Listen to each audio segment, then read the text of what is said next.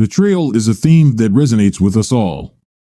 In this story, complex motives and consequences of betrayal unfold. Through the bitterness of disappointment and the dark twists of fate, we discover what a person is capable of in moments of trial and what secrets may lurk behind the deceptive facade of loyalty. As I sat here reading the memo, I was reminded of memories I hoped would never surface. Amy, my ever-loving and faithful ex-wife, is now the head of my department, my immediate superior. What an irony of fate. I should have known something like this would happen, but I was just glad to be out of the marriage. Now it's come back to haunt me tenfold.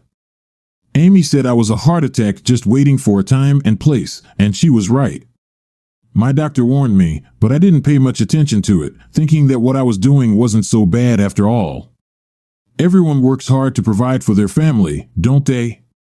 I knew Amy was ambitious, that she had many needs and wants. Take that huge mansion we lived in, the pool in the backyard, the country club membership that gathered dust, and a drawer of her home office that neither of us had time to use. And it was my job to provide, or so I'd been raised. The once love of my life would now be running my life again. This was the final step that brought me out of my apathy, as there was no way I could even consider working under her. Not after finding out how many men she had had. And maybe she was still working under them.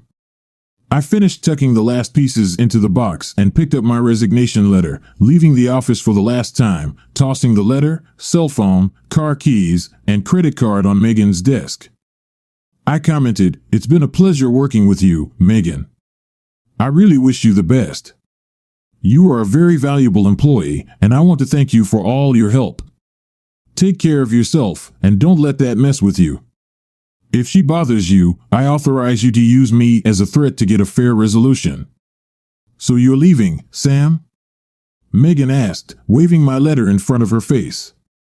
"Yes, Megan. You know as well as I do that I couldn't work for her. I can't work with someone I don't respect. And as you also know, with all those horrible details, she's killed any chance of me respecting her. I'm going to miss you, Sam. You know she'll be furious when she finds out you're up and gone. She's been pestering me for weeks about your workload and schedule. I didn't tell her anything I didn't need to, but I felt like I was stabbing you in the back. I'm sorry. I should have said something sooner. Don't worry about it. You have to protect your job, and there's nothing you can say that will make even an ounce of difference. I knew what the writing was on the wall when that merger memo came in. I didn't do anything here that needed to be kept secret, as you know very well. How do I act? What do I tell her when she asks where you are?" I grinned. "Tell her everything you know. Tell her the truth. She won't be able to tie her panties in a knot over it. Do what she wants, as long as it doesn't destroy your own values. It was my pleasure, my dear. I'll keep in touch with you, I promise," I said, shaking her hand and kissing the back of it. I was just getting into the car when a black limousine pulled up to the office building, and Amy got out with two well-dressed men, looking by all counts like a high-status, no-nonsense businesswoman. In reality, though, we all know better. She is nothing more than a highly paid escort with a title. Amy looked very professional in her business suit, however, she always looked good in any outfit. She looked around but didn't see me, which was just what I needed. I sat there for another minute or two to let her into the building before pulling out of the parking lot for the last time. I had already settled my affairs, sold what I needed to sell, and put everything else in storage. My doctor said I needed a change of scenery, and I finally decided to take his advice. I spent the next 3 months traveling, sightseeing, and taking a break from the stresses of work. Eventually, I found myself in a small town located on this side of the void. The climate was temperate, the residents were friendly, and the fishing was excellent. I rented a small 3-bedroom cottage with a workshop annex next to the lake, with an option to buy. It had everything I needed to start a new life. Sitting on the back porch, sipping a cold drink, I wondered for the first time how Amy had taken my disappearance. I decided to call Megan the next day to see how my sudden departure had been received. "Hey, Megan, it's Sam. How's it going in the salt mine?" Sam, it's so good to hear from you. I was beginning to worry that you'd vanished off the face of the earth. I laughed out loud, sitting on my deck and watching the water lazily beat against my personal pontoon. Not completely off, but the view from here is spectacular, to say the least. Wish you were here. How's it going out there? Oh my goodness, Sam, you certainly know how to launch a cat amongst the pigeons. Amy was on a roll. She was going through the company like a packet of salt, and layoffs were happening left, right, and center. Kevin Paxton quit last week after a confrontation with her. I don't know what it was about, but she moved him from the logistics department to the archives department, essentially moving him to a windowless office in the basement. And as you can imagine, Kevin couldn't stand it, so he tendered his resignation and left. I'm very sorry to hear that. Kevin was a good man, probably one of the best in his field. What the hell is this woman doing? If she's not careful, she'll sink the ship before she even gets it out of the harbor. How is she with you? I heard Megan chuckle. In a nutshell, Sam, she's damn frustrated. She tried to fire me that first day because I let you go before she had a chance to talk to you, like I could stop you. And I told her so. Then she told me that since I didn't have an AM anymore, I wasn't needed and to pack my stuff and get the hell out. I stood there and told her she could try to fire me. I'm going to send you and the company to court so fast you won't have time to put on makeup before your court appearance. I told her what you said, and she shut up, like it never occurred to her that her on top would come back and bite her in the ass. Megan broke into giggles again, then continued, so now I'm the secretary to the executive vice president in charge of operations. I guess it has something to do with keeping your enemies closer than your friends. I told her I expected a substantial pay raise along with the promotion. I guess she wasn't happy about it either because she just grinned. But in the end, I got what I wanted. Megan was telling me all the latest gossip. On the one hand, I was pleased that my leaving had affected Amy's plans. Don't get me wrong, I changed my life for my own good because it was something I had to do, and Amy's appearance was the kick in the ass I needed to end my procrastination. This latest event was the icing on the cake, so to speak. Still, I was worried that it would eventually affect everyone else, and that wasn't part of my plans. The next morning, I was out of sugar, so I decided to stop by a small store nearby. Their lot borders mine, and there is an open paddock in between. As I exited the store, I almost bumped into a young couple, and after apologizing, I saw a severely harried woman in her early 20s standing behind the counter. Can I help you? She asked, as the baby made herself known, whimpering irritably, just as a couple of cars stopped at the gas pumps out front. The woman sighed, where the hell is Jillian when I need her? I smiled and asked, can I help you? My name is Sam, and I live nearby. I think Junior needs to be fed, and I just need some sugar. I don't have anything special, so if I can help until you're done or until Jillian gets here, I'd be happy to. Why don't I take care of the ones in there, and you take care of your baby in the meantime? The woman smiled and replied, my name is Vivian, and I would be very grateful for Sam's help. I got out and took care of the travelers while they filled their tanks. I washed the windshield and generally chatted with them. And when I got back from the road and put their money next to the cash register, another customer just walked in and started looking around the store. I took the time to walk over and chat with him. What can I do for you, sir? Just looking at your choice of fishing rods, he replied. I'm on a business trip, and I had to take my car in for repairs, and it looks like it's going to be an all-day job. I figured I'd do a little fishing to pass the time. I noticed he looked like a businessman, and it could have been me in his shoes as recently as a year ago. He was about to buy some cheap rods and reels, and I asked, do you fish a lot? The guy shook his head, not really, though I'd like to if I could find the time. I smiled, I was good at that, and then proceeded to convince him that buying something more expensive would dramatically increase his chances of catching and having more fun on his vacation. I dealt with a dozen other shoppers before Vivian could get her daughter in her seat after feeding her. Thank you so much, Sam. Why is it that things only get busy when you can least afford it? Bessie doesn't usually fuss at this time of day, and Jillian is always already here. I grinned. To explain it, I'd have to explain quantum mechanics, and since I have no idea what quantum mechanics is, you'll just have to make an educated guess. Maybe you and your husband should hire more reliable help. This made Vivian's face twist, and I noticed it. I'm sorry, I think I said something wrong. Please accept my apology. Vivian looked at me with sad eyes, with a single tear frozen in the corner of them. Sam, it's not your fault, but I'm a widow. Vivian told me that her husband, Greg, was in the Army Reserves and had been killed during maneuvers. She told me that the truck he was in had flipped over and he died. The worst part is that Greg didn't even know he was going to be a father. Bessie was most likely conceived the night before he left. Vivian wiped the tears from her face with the back of her palm and continued, I think he would have been a good father. He had so many ideas, and this place is one of them. Vivian waved her hand, pointing to the store and the land it was located on. Over the next few weeks, I made it a habit to go to the store and help out whenever possible. I know what you're all thinking, and you're probably right. Vivian was a beautiful woman, and my hormones hadn't been satisfied in a long time. But more than that, it gave me back my sense of self-worth. What hurt me most was the realization that Amy's infidelity showed that she didn't need me, and that she didn't think I could adequately provide for my family, and that she didn't believe or trust my abilities. That was the last insult I had to endure.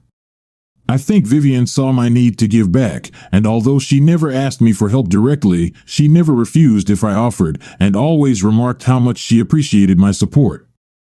I started to feel good when we spent time together, and she was fun, caring, and grateful, which was fine with me. I was on my way home after another day's work at the store when my cell phone broke into my thoughts. Hi, you're lucky you're not the secretary, Sam. You wouldn't last a day with your phone manners, a woman's voice purred in my ear. Hi, Megan. I'm sorry, but you caught me off guard for a minute. It's almost 7 o'clock at night. Do you have something urgent? Megan sobered up and stated, I had to wait until I got home to call because I don't know if that boss is tapping my work phone or not, but I didn't want to take any chances. And Sam, that's exactly why I'm calling. You need to be on your guard. I'm calling to warn you, she put a private investigator on your tail. She asked me to put him on to you, and I really can't not do it and keep my job, but I figured if I warned you, you could lay low and go undetected for a while. I sighed. Has this woman made it her personal mission in life to harass me to the grave? I don't know, Sam. All I know is that she's at her limit. She spends terrible hours trying to turn this place around, and I think it's taking its toll on her. She looks 10 years older and has put on a good dozen pounds. Well, she can't be pregnant. Well, maybe she could be, but not by me anyway. I heard Megan giggle again on the other end. No, I'm pretty sure it's from overexertion. Too many comfort trips to the freezer for ice cream, I'd say. You can see it in her face and the top of her arms. She's starting to bloat. She's frantic to find you and has assigned the task to me, citing that it's my fault that you left before she had a chance to talk to you. Jesus Christ, good. I can see that ignoring her is useless. Here's what I think you can do. Give her a week, then go to her with a fake report saying they couldn't find me but are sure the cell phone is genuine. Then tell her you already called and convinced me to talk to her. Megan must have heard the excitement in my voice. Are you sure, Sam? I really don't feel like doing this with you. Don't worry about it, Megan. You need to look after number one, and then you can guard my six like you did. I appreciate your efforts, but don't put yourself in the line of fire. A week later, Megan texted me the morning before she left for work, PHNO2BB2 day.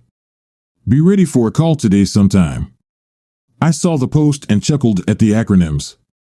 BB bit boss, no, PHU, number. Damn these young people and their high technology. Then I thought about what I was going to say to her. Nothing came to mind, so I decided I'd cross that bridge when I got to it. As promised, the call came in. I got Amy's cell phone number and answered, yes, Amy. What do you want? Amy must have been caught off guard by my slurred phrase and short greeting. What's that my secretary been up to? I hung up. My phone rang again. Damn it, Sam. I hung up the phone again. The next time it rang, Megan quickly answered, Are you going to talk to her or not? I grinned. Tell that to keep a polite tongue in her head the next time she calls, and she'll manage to get more than 2 words out. I'm sick of her trying to lord it over me. Megan chuckled. My pleasure, Sam. I'll talk to you later. 5 minutes passed between talking to Megan and the next call. Sam? Yes, Amy. What do you want? Another pause, then, can I talk to you for a minute? I'm listening. Another pause. Megan cried on your shoulder. What did she say? Megan is a very capable girl, and it doesn't matter what she said to me. That girl, your so-called secretary, is the only reason you're talking to me right now. And if I were you, I'd be kissing her ass in gratitude for her help. So, I'm going to ask you again, what do you want? I thought I heard a sigh. I'm sorry, Sam. I'm just a little cranky lately. I know that Megan has been doing a good job, and I appreciate it. I really do. I knew Amy was trying to diffuse my irritation and wondered what could have made her give up so quickly. Get to the point, Amy. You still haven't told me what you want. I heard Amy suppress a small sob. I really need to talk to you, Sam. I need your advice. I thought we were going to work together here, you know, as a team, but you quit and disappeared before I could explain it to you.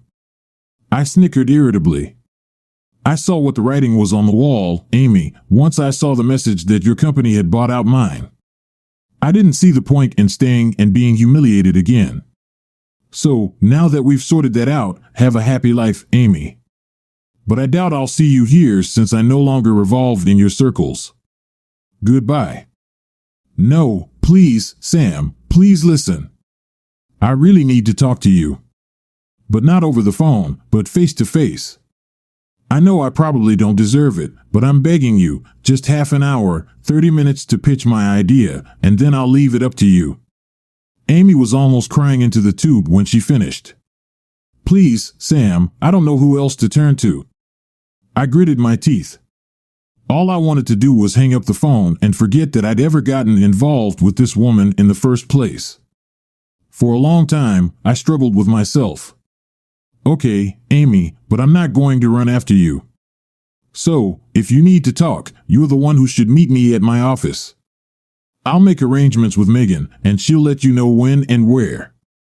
I disconnected the phone before Amy could answer, half expecting her to call back, but the phone never rang all night. Amy was annoyed. Why do I have to go through all this with Megan? Why can't you just give me Sam's address and let me go alone? Megan gripped the steering wheel so hard her knuckles turned white. For the last time, Amy, this is because Sam wants you to. You have to see him. He doesn't want to see you, in his words, and I quote, my way or the highway. Her choice. I don't like sitting in the car with you for hours on end any more than you do, but if he wants me to bring you, you'll have to put up with it. I have no intention of being there while you have your little get-togethers. I'll make sure I'm gone, you can rest assured. I started chopping vegetables and herbs for the Italian sauce I was making for dinner. Megan had called 30 minutes ago to let me know that it was less than an hour before they arrived, which meant they'd be here in about 20 or 30 minutes. The last thing I wanted was for Amy to feel comfortable while she was here, but if I was busy while she made her argument, it would put her at a disadvantage. 15 minutes later, I heard a knock on the front door. It's open, come in. Well, don't you look completely at home, remarked Megan with a genuine smile. I giggled at her quips. Hi, Megan, it's good to see you too, you look good. Looking in her direction, I saw Amy standing behind her, looking visibly worried. Amy, that was all I said, but noted how Megan assessed her health at a glance. I noticed the bags under her eyes as well as her weight gain. Megan's assumption of 10 pounds may have been a little off, but it wasn't that far from the truth. I'm dying for a drink, Megan countered, giving me a friendly hug and a kiss on the cheek. You're not looking too bad yourself, so the country air seems to suit you. There's wine, beer, or Coke in the fridge if you want a treat. To prove my point, I held up my grubby hands. Would you like something to drink? I cast a glance at Amy. Amy couldn't help but notice the cold tone in my voice and lowered her head slightly, realizing for the first time that this meeting was going to be more difficult than she had anticipated. Hi, Sam, and thanks, wine would be nice. Megan's right, you look good.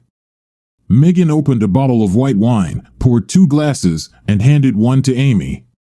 Which way from the end of the world? I want to admire the view, she indicated with a wave of the hand she held the bottle of wine in. I'll leave you two alone, but remember, she said, pointing the bottle in my direction, I'm not here to bury dead bodies or clean up a crime scene, so behave yourselves. I smiled when I heard Megan say, I'd fall off the edge of the ground, and pointed to the back door, commenting, you won't have to worry with me, there's a fishing rod on the deck if you want to try your hand at it. Megan rolled her eyes. Not likely. I wouldn't know what to do with him, even if I caught him. With those words, she slipped out the door, leaving Amy and me to chat. Take a load off and tell me why you're here. I pointed to her chair and went back to chopping herbs. Amy hesitantly sat down in the chair and looked around, trying to find a way to lighten the mood. Nice place you have here, small but nice. I tensed up. My irritation at her presence here was starting to come out. This isn't small talk, Amy. I turned back to destroying the basil. Just talk it out, and we can both get back to our own lives. Amy suppressed a sigh and took a sip of wine to fortify herself. Can I ask one question? I sighed. You can ask, Amy, as many questions as you want. It doesn't mean I'll answer any of them, but damn it, try. Why did you leave? I turned to see Amy watching for any sign that I was about to explode. I guess she knew that over the years she had lived with me and guessed from my actions that I made a huge effort to control my temper. I dropped the knife and turned to Amy. You don't need a damn bachelor's degree in rocket propulsion to understand my motives, Amy. You're a high-ranking vice president now. You must have some brains to get to where you are now. I think you can figure it out. Amy wrinkled her nose at my account of how she'd fought her way into the company, and I could see her irritation rising to the surface. That was a low blow, even for you, Sam. I'm perfectly capable of doing my job. What I'm not capable of doing is reading minds. I folded my arms and stared at her for a long minute. Amy looked like she was fading under my gaze. You're right, Amy. You're not a mind reader, and there aren't many, if any. But to be effective in a job like yours, you need to be able to read people, to understand and guess their motives. That's what a good manager does. He finds the talents of his employees and utilizes them for the good of the company. That doesn't mean he does it with malicious intent. It has to be a win-win situation. Do you really want to know what I think of you and your talents, Amy? I saw a shiver run down her spine at my question. She was sure I was going to answer, and I was sure it wouldn't inspire her confidence. But I guess she decided she needed to keep the conversation going to have any chance of getting what she needed. She squared her shoulders. Okay, Sam. Sam, I'll bite. What do you think of my corporate talents? I almost laughed out loud at Amy's pathetic attempt at teasing me and went back to cooking. You're a bulldozer, Amy. You have the finesse of a bull in a china shop. That statement took her by surprise, and her open mouth said it all. Of all the things she thought I would say, this wasn't even on the list. Bulldozer, that was all she could say for a minute or so. And then, would you like to elaborate on that statement? I smiled inwardly as I continued to chop. Yes, Amy, bulldozer. You take the most direct path to your goal, which may not even be the path of least effort. And you don't analyze the situation. You don't look around and ask yourself who you can help, who will help you.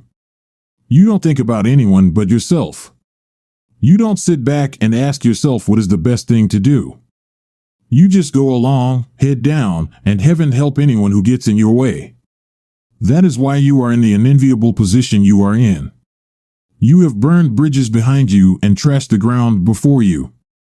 As I listened to my rant, I saw a tear glisten in the corner of her eye.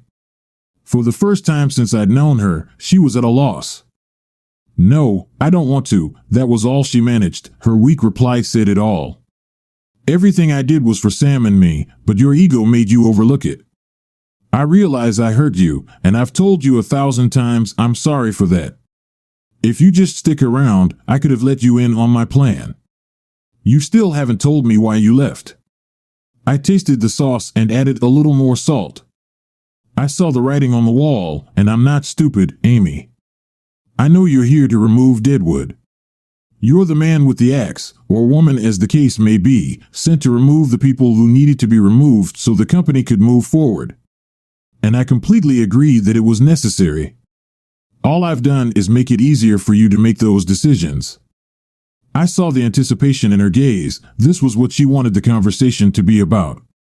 Sam Beckman, for a smart man, you sure do some stupid things. I had no intention of firing you, and if you had any semblance of intelligence, you would know that. Like I said, what I did for us. I did it so you could see all your dreams come true. That's a good trick. It tugs at my heartstrings and strokes my ego at the same time. But I never said she wasn't good at stroking. I was just annoyed that she was still stroking. I can't count the number of times we've sat in the kitchen at home with you and talked about how the fools at the top are bringing the company to its knees with their mismanagement. I believed in you, Sam. I believed in you when you said you could get the company back on its feet. Now I have the opportunity to help you turn your ideas into reality. I knew you could do it, and I worked my ass off to give you a chance. I went out of my way to tell my bosses that I could take your company to big profit. And what did that get me? Now it's all your fault gambit. You've abandoned me to my fate without even giving me a chance to tell you what's on my mind. I keep fighting, spending long hours doing what you say can be done. All I need is a little help from the one and only man I've ever loved. It's you, Sam. I need you. The two of us can sit back and reap the rewards of our union. I love you, and this is our future, Arrow. I'm not stupid enough to think we'll get back together, although I dream about it all the time. No, I see now that if we work at it, we can have a good business relationship and be happy. So what do you say? How about we call a truce, start working together, and show them that we are a force not to be trifled with? Amy took another sip from her wine glass and leaned back in her chair. She seemed content to let me stand there and listen without interrupting.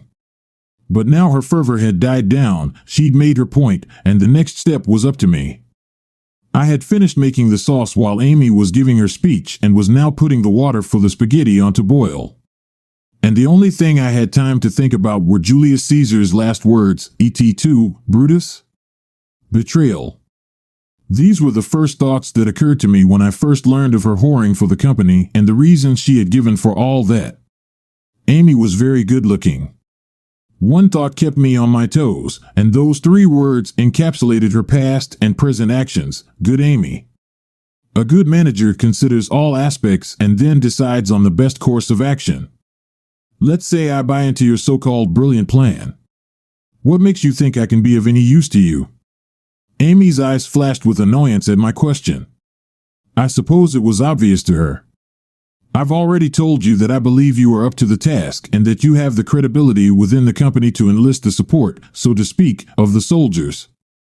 They trust you and respect your opinion. All the blocks you have faced in the past have been with upper management, and they have been swept away by my coming in as VP. I don't understand what you're saying. I smiled sadly at Amy's naivete. You don't see that your very appearance at the helm has negated my effectiveness in attracting support. But I'm not surprised, and the reason I say that is because you refuse to believe you've done anything wrong. Others see it differently, Amy. I saw the concern on Amy's face as I continued. Have you ever wondered why you have difficulty finding support for your ideas? The rumor mill has done a more than adequate job of informing all employees about your business practices and ethics, and I might add, without a word from me. A mask froze on Amy's face. I was stepping into territory she wanted to leave alone. All they see is A, who's worked her way to the top, opening her legs to anyone who might help her climb another rung on the corporate ladder, leaving more deserving employees to scavenge scraps in her wake. They know you are the cuckold in our marriage, and it kept me from working there until I realized that I kept my dignity and their respect the day I ended the relationship and divorced you. If I took you up on your offer, I would effectively be telling everyone that everything you did was fine, and now, instead of a cuckolded husband, I would be turning myself into a cuckolded employee. I would lose their respect, and my efficiency would go straight down the toilet. Tears appeared in the corners of Amy's eyes again as I gave my negative assessment of her proposal. Her faith in her own validity was beginning to crack. I don't believe you, Sam. I've shown that I'm willing to work hard. All I've done is take a powerful position to get the job done. I am more than capable of doing the job, or Jason wouldn't have given it to me. I shook my head, my anger and irritation turning to sadness. I realized now that Amy really did believe her own press, that her mind, perhaps for self-preservation, refused to acknowledge the truth of her situation. Did Jason come to you himself with the takeover offer, or did you push him? Amy wiped her face with the tissue she'd taken from her purse and straightened up. Hopefully, it doesn't matter what you or anyone else thinks. I'm not Jason's puppet. I approached him, and I have to say that he put up a lot of barriers until he let me go to the board and present my proposal. I nodded in acknowledgement. Exactly as I had envisioned. The merger happened exactly as I thought. Let me ask you this, did Jason entertain you when he gave in to your desire to talk to the board members?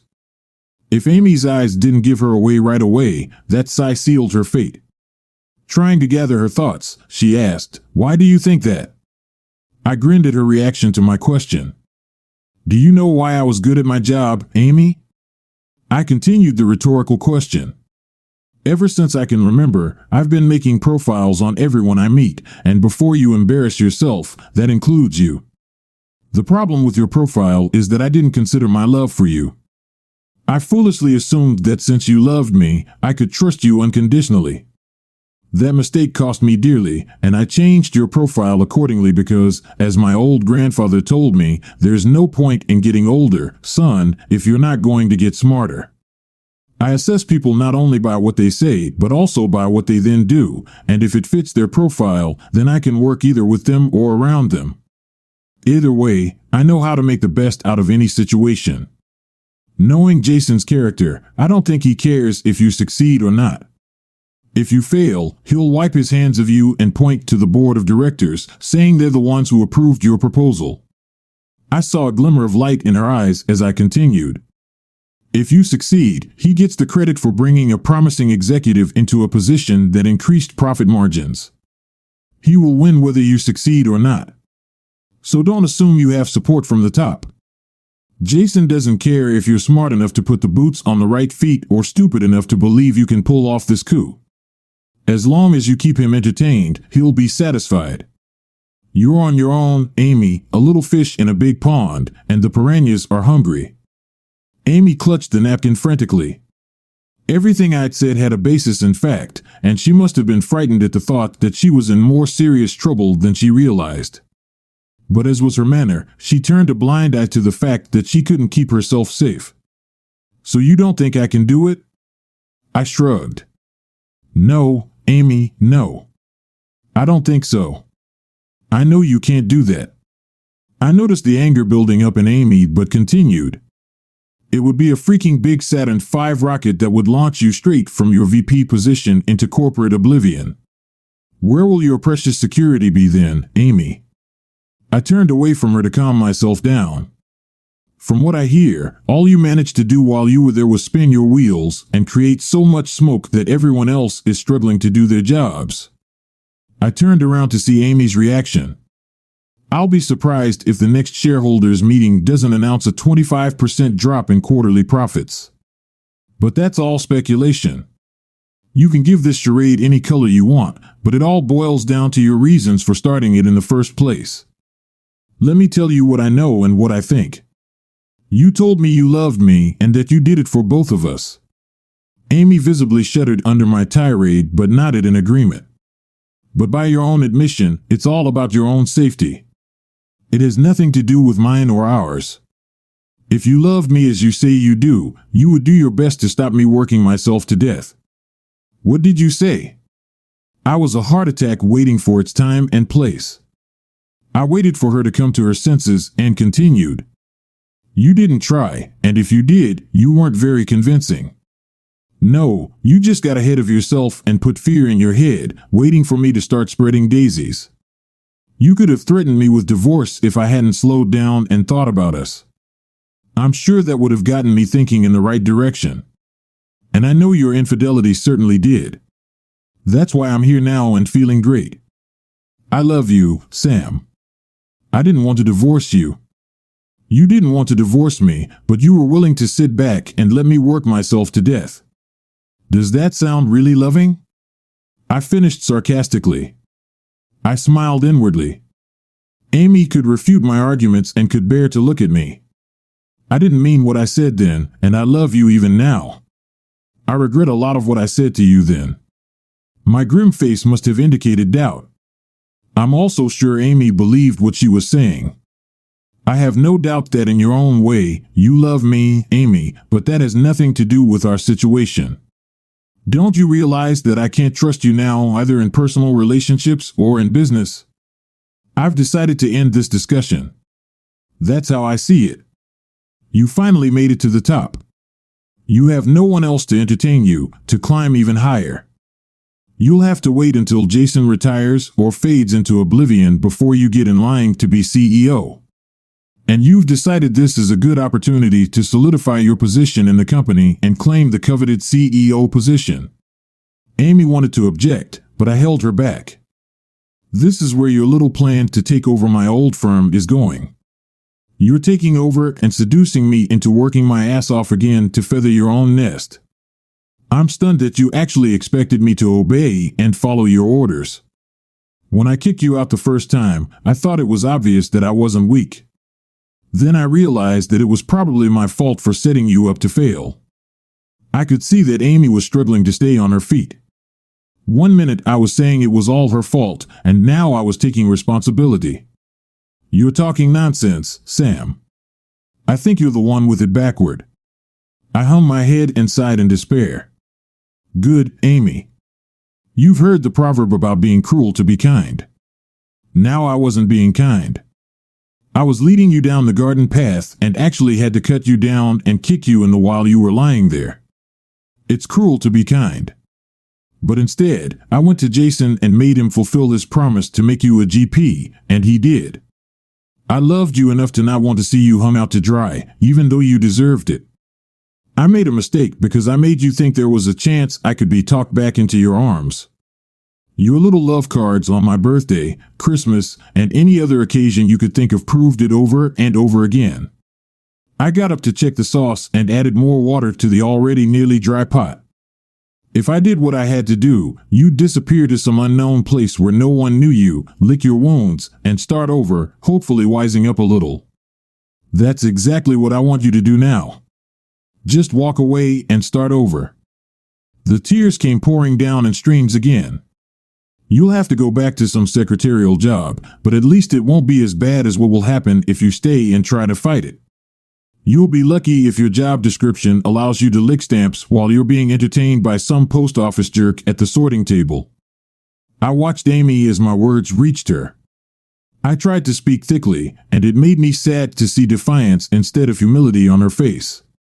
I know I hurt you, Sam. I berate myself every day for it. But what you just said is just evil.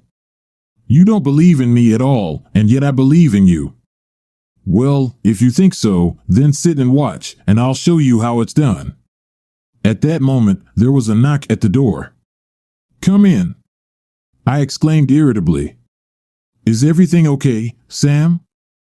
I'm sorry if I'm interrupting, sighed Vivian. I had lost my temper and looked at my watch, not realizing how much time had passed. I'm sorry, Vivian. Please don't come in, Amy was just leaving, I said, glaring at her and waiting for her to get up. Amy looked at Vivian standing in the doorway of the living room. She was 5, maybe 10 years younger, and as pretty as a picture, slender with long, flowing dark blonde hair. I couldn't help but notice the look on Amy's face when she realized why she was here. She turned to me, and I just stared at her blankly. Then her gaze stopped on the food simmering on the stove and came back to me.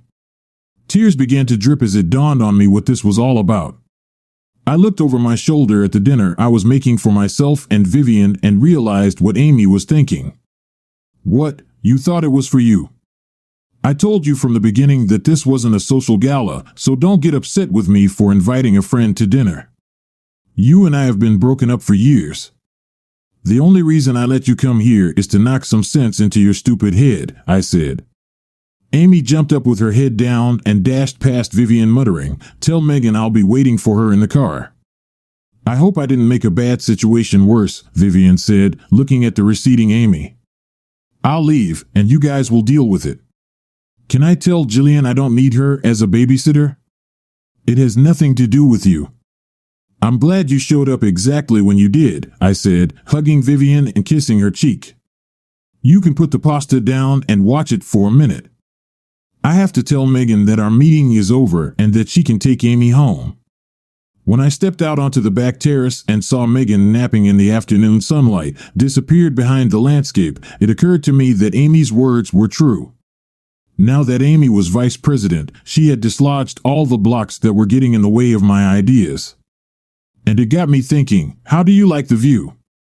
It's just like you said, Sam, just amazing, Megan smiled as she closed her eyes. How did it go in there? I didn't hear any gunshots. Not very well, I'm afraid, and she's not going to back down. She's in the car now and waiting for you. Can I ask you something? Sure, Sam, you know you can ask me anything, Megan replied. How do you see your future at work? How ambitious are you, Megan? Megan's eyes widened at such an unusual question. I'm not quite sure what you're getting at, Sam, but if that's what I'm thinking, I'd like to get Amy's job first, she said. She rose from her seat. I know I can do it and do it well, but I don't intend to compromise my virtue to get it. Why do you ask? I lowered my head and thought, I think it's time to put an end to this three-ring circus. Then I spoke with grim determination. Can you hook up Kevin Paxton and meet me in town, say, in 3 weeks? Because I might have an offer for both of you. Megan nodded in agreement. I led Megan back into the cottage, and she saw Vivian standing at the stove, poking me in the ribs with her elbow. She whispered, "Now I see why Amy ran away from here with her tail between her legs, you old dog." The look on Megan's face made me smirk.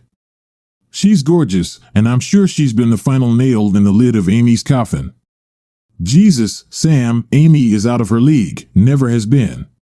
Heck, I'm not even in her league. That poor girl must be licking her wounded pride right now, Vivian said. I nodded to Megan, appreciating Vivian's beauty, and said, and she's just as gorgeous on the inside.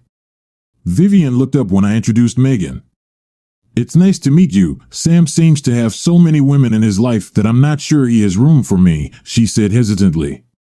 Megan chuckled. Don't worry about the other women you'll see Sam with. He's the only man of that you can be sure, sweetheart, and as far as I can tell, he's got his eye on your ass. You better watch your six. Sam can be a real Casanova when he targets a woman worthy of his interest. I didn't know what Megan meant by that. I had not been around her in any social situation for her to make such a statement. I could feel my face redden. I think you've said enough for one night, Megan, and it's time to leave, I said, nudging her toward the front door. When she looked over her shoulder and made one last salvo, if you're smart, Vivian, you won't let this guy out of your hands, kissing me on the cheek one last time, she bid me farewell. Be smart. I'll see you in 3 weeks. Vivian and I sat at the Marrow on the back deck and watched the waterfowl swim by. Carefully, we chatted about what had happened during the day, and I told Vivian all the sordid details of my marriage to Amy and the destruction she had wrought on it. You don't want to do this, do you, Sam? She asked. I shuddered at what I was about to do. No, Vivian, you're right. I don't want to do this, but it has to be done. I can't sit back and let everyone there lose their jobs because I took the easy way out. As much as it pains me, I don't have a choice. Vivian was silent for a while, but then declared, if you must know, Amy still holds a candle to you. I looked at Vivian and almost laughed. I knew that before, but I don't think so now, not after what I said to her this afternoon. I was tearing into her as hard as I could, but I don't think it made any difference. Vivian smiled. For all your toughness, it's obvious you care about others, Sam, including Amy, and believe me, we women really appreciate that quality in our men. I had nothing to reply to that, so I went back to devouring my beer. Vivian patted my arm to reassure me. If I'm not wrong about you, I'm sure you'll do the right thing for everyone. I nodded with a grim premonition. But I'm afraid not everyone will think so. You didn't make her bed, Sam, she did, and now she's going to have to lie in it, and there's nothing you can do about it. Vivian was silent for a minute or two, and I was deep in my own thoughts when she caught me off guard. Speaking of beds, when are you going to show me yours? To say this statement came out of the blue is an understatement, and it took me by surprise. Huh? Vivian chuckled. Megan told me that if I wanted to claim you, I'd better not stick my feet up. What did she say? Oh yes, if you're smart, Vivian, you won't let this guy out of your grasp. Well, that's me, grabbing onto someone I think is worth holding on to. So, you're interested in more than just platonic relationships? I know it sounded like I was a fresh out of high school teenager tasting the water. I didn't mean to make a mistake. As you can see, my track record with women isn't very promising. Vivian giggled. You're blushing, Sam. My ears erupted in flames of fire, and a sheepish grin appeared on my face. You sure know how to make a guy feel stupid, I said, rubbing my face and eyes with both hands, more to regain control of myself than to feel tired. That day when I walked into your store and saw you looking absolutely shattered and accepted my help, I felt like a knight in shining armor coming to rescue a damsel in distress, Vivian said, the smile on her face priceless. You were my knight on his trusty steed that day, and you still are. Vivian leaned over and kissed my cheek affectionately. From that day forward, I have depended on you. Now I understand why you've taken pity on me all these months. Seeing the look of confusion on my face, she continued, it must have been hard for you when Amy showed you weren't needed. Well, if it's any consolation, I need you, Sam. I haven't been this comfortable and relaxed since Greg died. Yes, it's a man thing. Amy didn't understand it, and I couldn't explain it either, Vivian said, patting my arm to reassure me. You've been good to me, Sam, and I want you to know that I appreciate it. It wasn't until Megan committed her misdemeanor that I realized I had more than just friendly feelings for you. So, what do you say? Do you want to take it to the next level? Vivian's face reflected sincerity mingled with hope. Well, madam, if you insist, I shall have to show you my etchings, I finished with a sly grin. Vivian's face lit up. To hell with the engravings, I'm more interested in what tool you use to make these etchings. We both burst into laughter as she stood up and headed for the door, saying, race you to the bedroom. I saw Kevin and Megan watching me walk into the restaurant. My look must have said everything about my mood. Kevin stood up and held out his hand. Long time no see, old friend. So good to see you after all these years. What are you doing to yourself? You look 10 years younger. I smiled, taking Kevin's hand. It's good to see you again. I'm totally fine. How's life? Oh, average to average.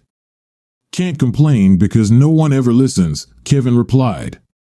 I smiled at Kevin's words and kissed Megan on the cheek. You look as radiant as ever, my dear. I don't know what you found in that brute, but I hope he treated you well. Megan chuckled.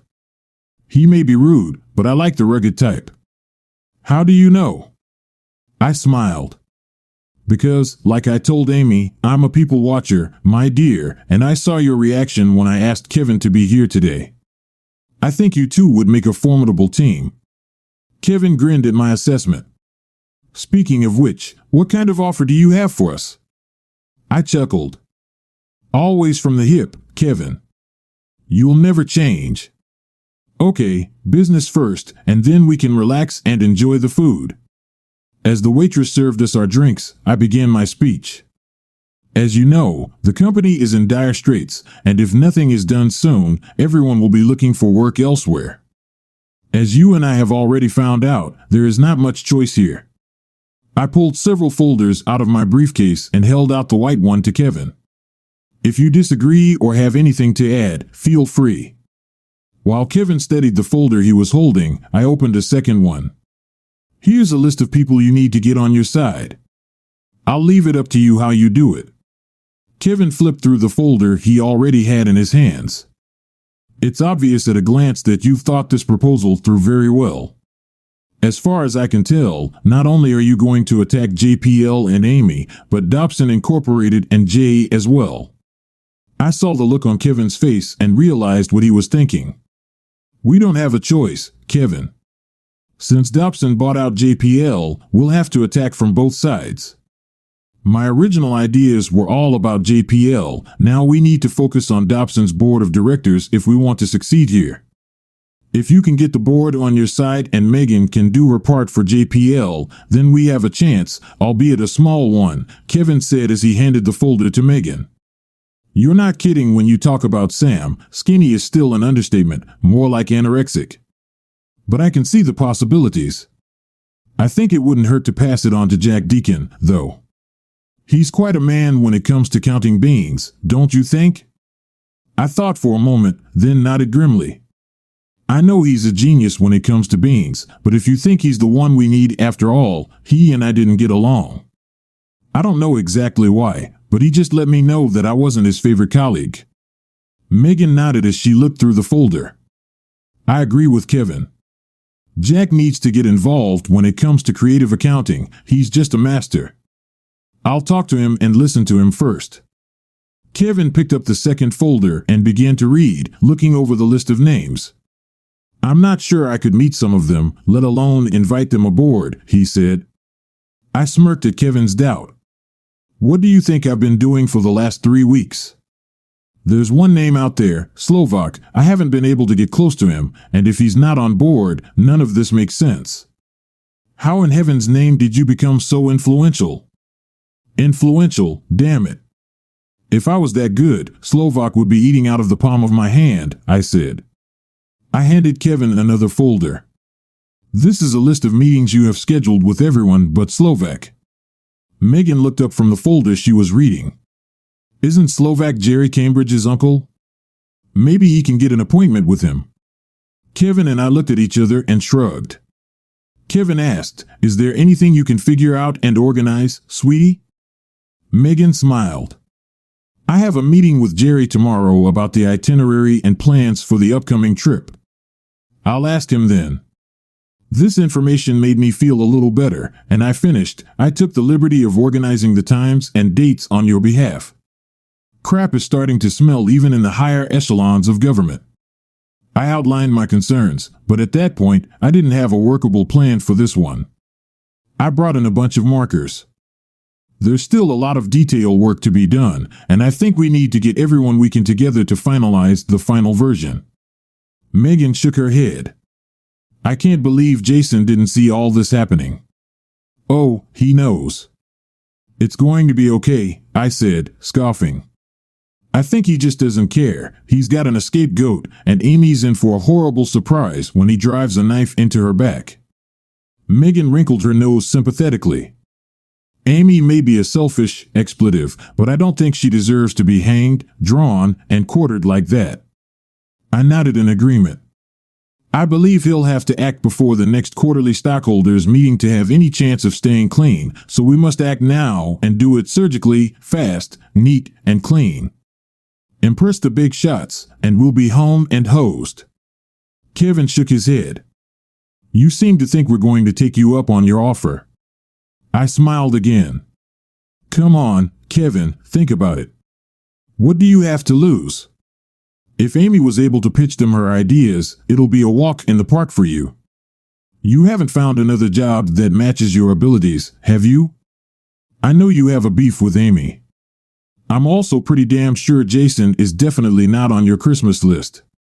I nodded to Megan. And that little mink seems to believe in you as much as I do. I'm sure you'll take the piece between your teeth and run with it. Hell, I've already done all I can do, and all you have to do is bring home the bacon.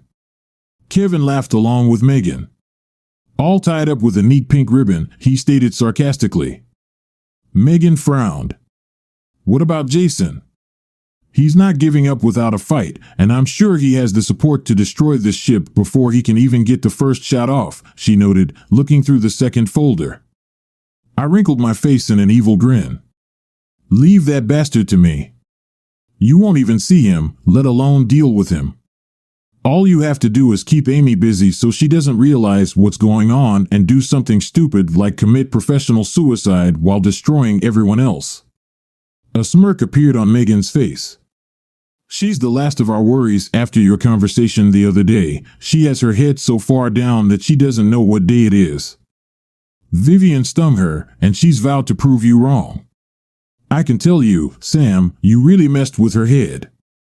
I've had to interfere with a lot of her proposals to head office just to make her look a little competent. Kevin, Megan, and I enjoyed our meal while discussing our plans. As we said our goodbyes, we arranged to meet again in 2 days with other people to discuss the final version. The meeting was heated, to say the least. Megan and Kevin had gathered a half-dozen conspiratorial friends to help bring the puppy home. Jack Deacon was just one of them, and as I predicted, Jack was hostile from the start, though he sat and listened to what we had to say. Let me see the financial packet, he demanded, and we all waited breathless as he ran his finger across the page, amazed at the speed with which he could add and subtract. This is utter nonsense, Beckman. There's no way you can substantiate these numbers, he said. I looked at him, and my first reaction was to fly off the handle at his negativity, but I replied, managing to contain my anger, they're just estimates, projected approximations.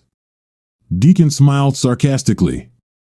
Don't quit your day job, Beckman, and I've seen more accurate weather forecasts from the Weather Bureau. It's time to put up the money. I told Amy I knew my way around difficult people, and it was put up or shut up time. Listen, Deacon, can I call you Jack? I know we haven't seen each other since Amy unconventionally took over, but I know you're good at what you do, and that's why you're here. You're the best there is, I said, trying to placate him. I could see his chest heaving, and I was sure I was on the right track. Jack grinned understandingly. I may seem like a mere laborer to you, but I'm not so socially inferior that I don't understand being patronized. I gritted my teeth in annoyance. I know that sounded patronizing, but it doesn't make my words any less true. I looked around the room, addressing everyone present. What are these people going to do when the next shareholders meeting rolls around? I, myself, don't give a damn whether you agree with this proposal or not. I can leave and go back to my life out of town and let you guys go back to figuring out how to get in line for unemployment. You're a genius when it comes to numbers, Jack. You're in a position where you can get a job on short notice, but what about them? We need you to do your thing, get creative, and make those CS work. I could see the gears turning, and aside from a feeble attempt to indulge his conscience, he looked concerned. So, this isn't some scam to move your wife up the corporate ladder? Jack asked suspiciously. I smiled sadly and shook my head. No, Jack, definitely not. She's my ex-wife, and she'll be lucky to shuffle papers in some dark, windowless room if we ever manage to pull this off. I made a mistake when I divorced her. I should have burned the crap, but I didn't, and I regret where it led. I'm here to try to right that wrong. Whether this takeover works or not, both her and Jason will be a thing of the past, I guarantee you that. Jack replied, looking around the room and then looking through the folder once more. You know, Sam, I've been doing so much and so little for so long that now I have the full opportunity to do everything with nothing.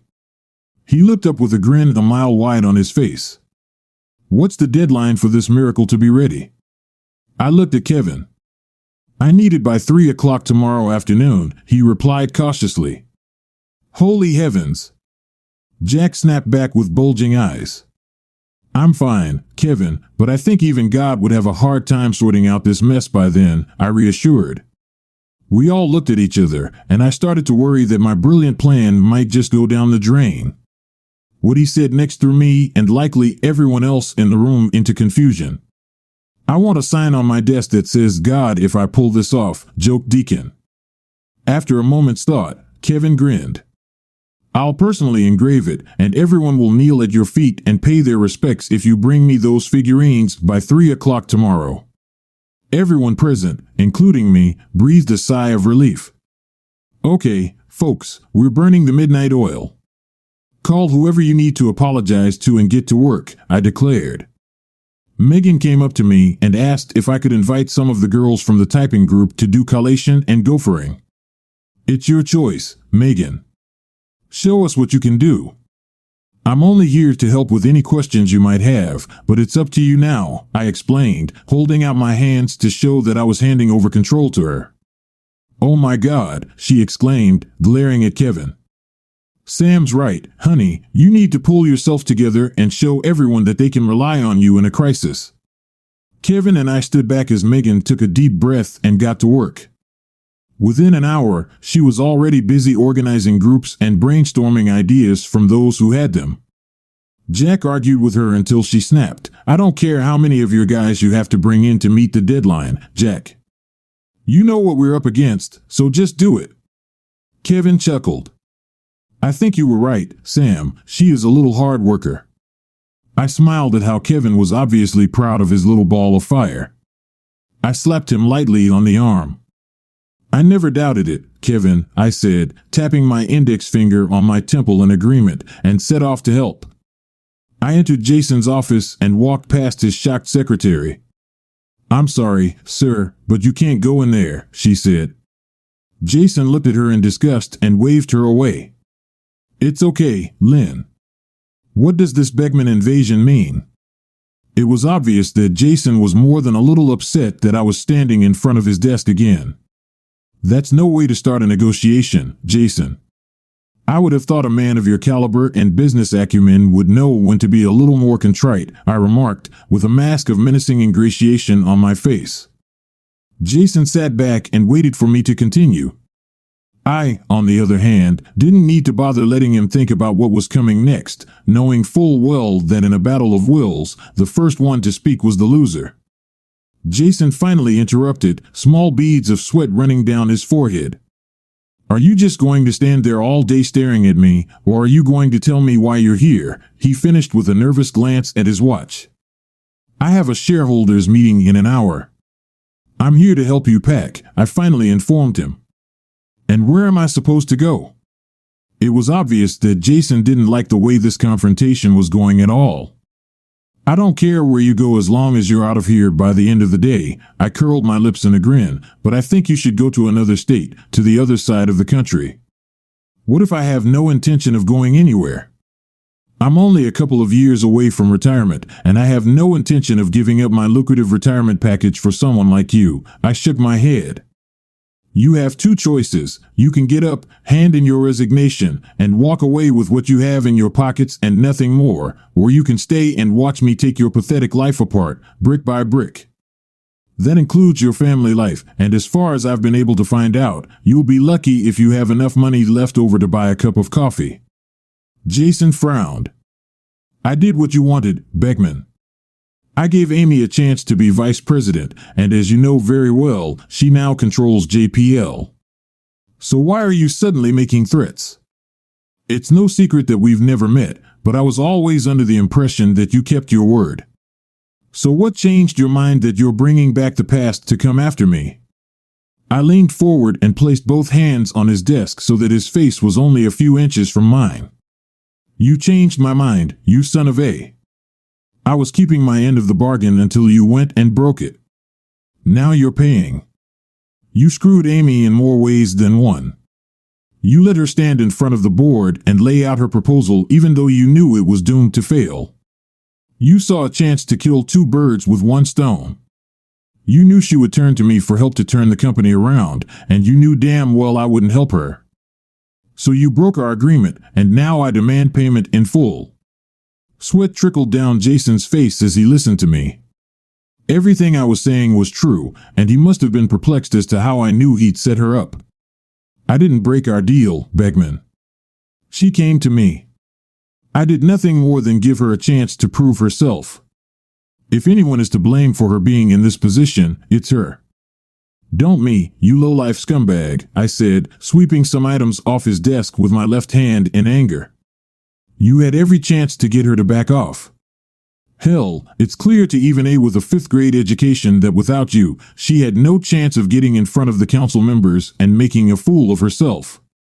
Pointing a finger in his face, I continued, "It was your choice, and you made it wrong. Now it's up to you to make it right. You resign or sit back and enjoy having your life completely ruined." Jason's face reflected a whole scene of emotion, and I was enjoying the concert immensely. I stood my ground and watched him go through his options. "I highly doubt you have the necessary data on me to do what you're threatening to do," he said. I was tickled to watch as he mentally tried every door and found it securely locked. "Do you really think I've been sitting on my ass for the past few years? Not only do I have all those low-down affairs you were involved in before you ruined my marriage, I've dug up others over the years, corporate fraud and embezzlement, not to mention too, it was just a bluff. But I figured since he was so corrupt, it wasn't unreasonable to assume he'd have more irons in the fire. Choice, Jason, jail or retirement?" I watched his eyes dart around the room as it dawned on him that the only door I'd left open for him was his office door, and it was waiting for him to leave. "Kevin Paxton is talking to your board of directors at this very moment, and he has a prospectus that will turn your world to. And when I leave here, I'm going to head straight over there and hand everything I've got over to your cuckolded ass." That was it for poor Jason, and he pressed the intercom button. "Lynn, come here with a pad and pencil. I need to type a letter right away." I walked over to his wine cabinet and poured myself a scotch. "You don't have to stay, Beckman. You win. I'll be gone by the end of the day." I was sipping my drink when Jason's secretary walked in and sat down at the desk to take dictation. "No problem, Jason, buddy. I don't have anything urgent at the moment. I'd be happy to drop off an email for you." Lynette could feel the tension in the air as she waited for Jason to start dictating to her. By the time he was done, she could barely contain her laughter and quickly walked out of the office. I saw her reaction and knew that Jason would not have time to gather his personal belongings and leave the building. At parting, I called out to him as he left the door of his office for the last time, "I hear the weather is nice at the South Pole this time of year. I'm sure I have no desire to look for you there. Oh, and Jason, have a good day." Lynette returned a few minutes later and put her arms around my neck. "Thank you, Mr. Beckman, thank you so much." I recoiled back in confusion. "Wait, lady, what am I being thanked for?" Tears came to Lynette's eyes as she calmed down. "Jason tried to blackmail me. He's been hitting on me so far, it's only been hints, but I think he was planning to increase the pressure if I didn't come forward. I can't tell you how much I appreciate what you've done for me." I was furious that Jason had gotten away with it. I was right, Amy had served her time, and Jason was looking for a replacement. I decided that perhaps Jason had finally decided his fate, and now his marriage was in jeopardy. If all goes according to plan, he will only ask you to do your job as best you can. He is a fair and honest man who values the loyalty of his employees. Lynette gave me another kiss on the cheek. "You're now forever on my Christmas list anyway, and I'll try to talk my husband into naming our next son after you," she grinned. "Thanks again for your help." She held out the envelope to me.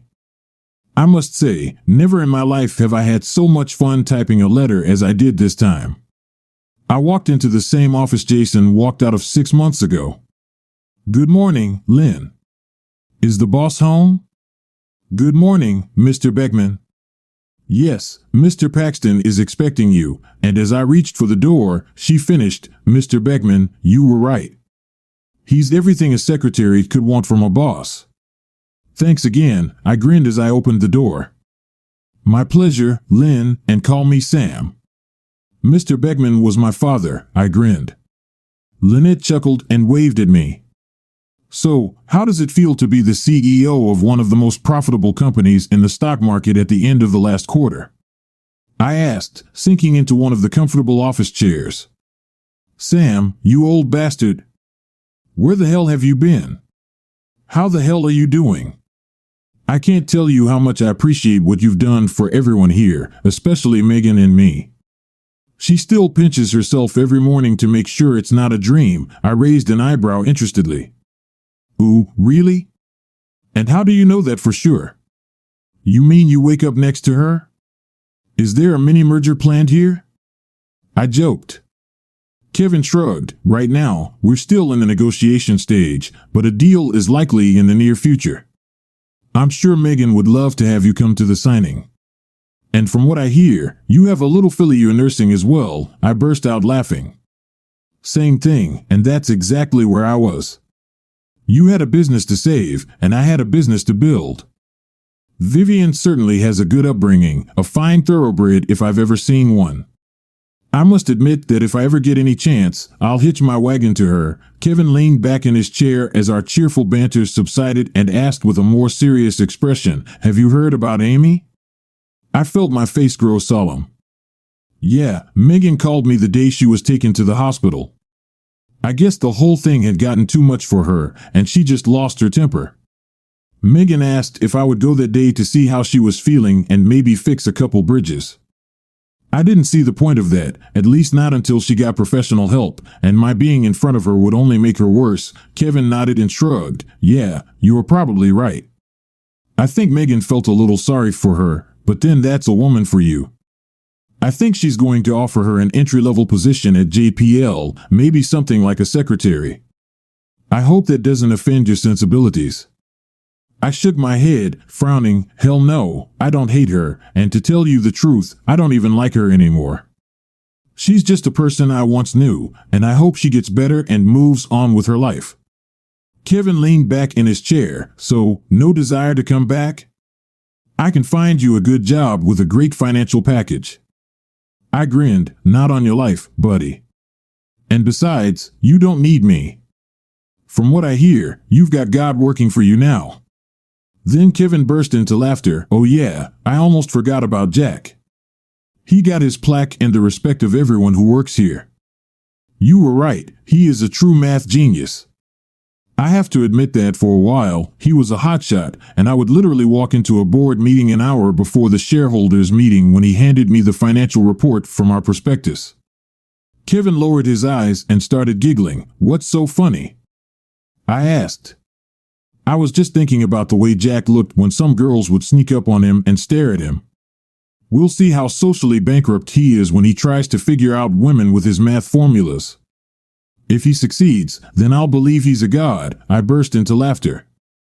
I would have loved to be there. Besides, I would have loved to attend the board meeting as well, but I had more unpleasant business to attend to, just as you were grooming the board members. Poor Jason was sweating at the very table you now occupy. Kevin's smile was hard to ignore. Same thing, if you ever need a job, let me know. I shook my head again. I have what I want now. Vivian and I have opened and launched our little family resort. I'm here to offer you corporate rates for Thanksgiving weekend. I thought maybe you could have some good-natured contests and promote team building. Kevin nodded approvingly. I think we can come to an agreement. Perhaps a fishing contest or two will foster camaraderie. Vivian and I were invited to Kevin and Megan's wedding, and they now have 2 wonderful boys. They are still a team to be reckoned with in the business world. At Christmas, we get cards from Lynette and her family. She also talked her husband into naming their next child after me. Her name is Samantha, short for Sam. Jason hasn't been heard from since his wife dumped all his clothes on the lawn and turned on the sprinklers. Jason's Elvis autographed guitar turned into a necklace for his favorite little garden gnome after Nancy dropped it on his head. I assume he hunts penguins in Antarctica to keep warm, but don't tell me that, it's just a rumor. As for Amy, after getting the help she needed to get over what Jason had done to her, she accepted Megan's offer of an entry-level secretary job. She sold the ridiculously luxurious mansion, leaving her with enough money to buy a modest apartment within walking distance of work. She'll never be part of an elite business environment again, but she has her own home to pay for, even if she has to work to support herself until retirement. I talked to her at the corporate Thanksgiving party they had at the lake. She was a little reluctant to come until Megan convinced her that she needed to unwind a little. We chatted for a bit, and she apologized for her arrogance and admitted that she was out of line. I also apologized for ruining her safety, but I didn't see how I could do it without jeopardizing everyone else's jobs. She told me that after therapy, she realized how stupid her thinking had been. I was pleased to hear her laugh when I told her about Jason's departure. I think she had a relaxing weekend and spent most of it sunbathing with her coworkers. I don't know what her social life is like. Megan told me that she occasionally goes on dates with some girls, but rarely stays there for long. Truth be told, I don't have time to even think about it, let alone care much about it. It's her life she created, and she has to live with it. 6 months later, Vivian and I were married and moved her and Bessie into my cottage. I watched as she took the picture frame with her late husband's photograph out of her suitcase, stood looking at it for a moment, then kissed it and placed it carefully in one of the drawers of the dressing table. The gesture moved me, and I walked over to her and, while she looked at me uncertainly, pulled out a picture of Glory and placed it on her dressing table. I think Greg deserves to see his wife happy, well-groomed, and loved, don't you? Vivian smiled tearfully and hugged me. You're a good man, Samuel. I think Greg and you would be the best of friends. My guardian angel has been working for me for a long time. I am so lucky to have not one but two people in my life that I can confidently say are my soulmates. I felt good, I felt splendid, better than I had felt in years. When Bessie is old enough, you'll have to tell her all the lovely things about her father. I think they both deserve it. Our little fishing resort is expanding more and more. Jillian now has an apartment attached to the store. Not that she always makes it to work on time, but at least we know where to catch her during peak periods. We have consolidated our holdings and added more cabins with their own docks for weekend fishing enthusiasts. I spend most of the day in my workshop doing routine boat repairs and just general housekeeping. Vivian still runs the store, and Bessie is getting more and more underfoot. She's 5 now, and I'm a father figure to her. After all, I'm the only father she's ever known. We gave her a surprise last summer, her own little brother to mess around with. Brady has, at least temporarily, relieved her of our custody, and I have to admit I fuss over both of them. And my doctor? He's happy too. So remind me to send Amy a nice little thank you card to mark the occasion. No, I'm just kidding. The theme of betrayal in the story makes us reflect on the nature of human relationships and how vulnerable they are to temptations and personal fears. Betrayal raises questions about trust, loyalty, and self-sacrifice, and how these concepts can be tested in conditions of unfaithfulness.